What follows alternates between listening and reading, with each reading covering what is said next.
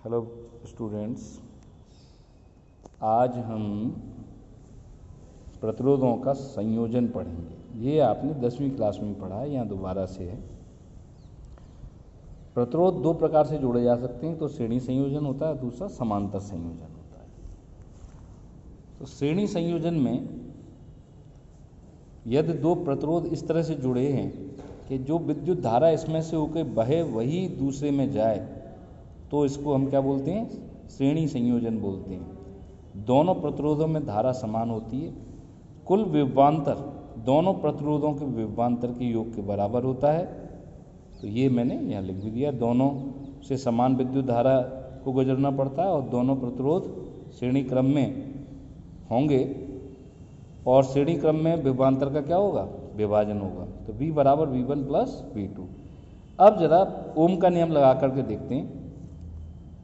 इस वाले प्रतिरोध पर विभवांतर कितना है? V1 है। धारा कितनी है? I। और प्रतिरोध कितना है? R1। तो V1 बराबर I R1। ऐसे ही इस वाले प्रतिरोध पर V2 बराबर यही धारा इसमें से बह रही है I R2। तो ओम के नियम से हमने दोनों पर V1 बराबर I R1, V2 बराबर I R2।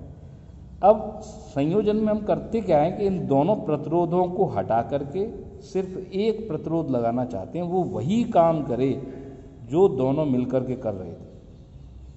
तो हमने क्या किया? एक प्रतिरोध लगा दिया जिसका नाम हमने अपनी तरफ से R डाल दिया। वही काम करे यानी उतने ही विभवांतर पर उतनी ही धारा भेजे। तो हमने देखा कि R प्रतिरोध में V विभवांतर लगाने पर धारा I है, तो ओम के नियम से V बराबर क्या हो जाएगा? IR।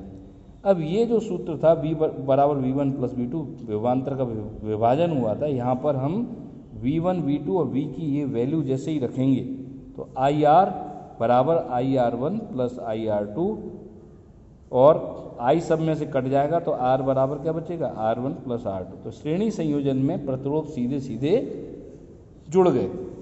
अब बात करते हैं हम दूसरे संयोजन, समांतर संयोजन की। यदि दोनों प्रतिरोध इस तरह से जुड़े